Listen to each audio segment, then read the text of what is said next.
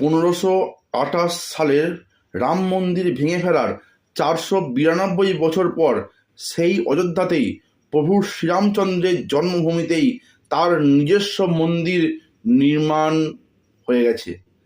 তার পুনঃপ্রতিষ্ঠা এবং রামলালার প্রাণ প্রতিষ্ঠার দিন 22শে জানুয়ারি হতে চলেছে।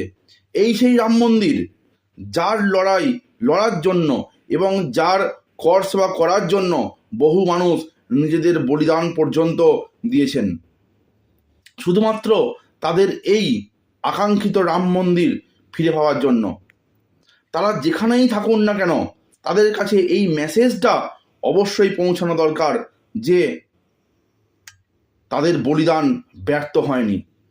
স্যালুট, প্রণাম তাদের চরণে কোটি কোটি আমাদের তরফ থেকে। ধন্যবাদ।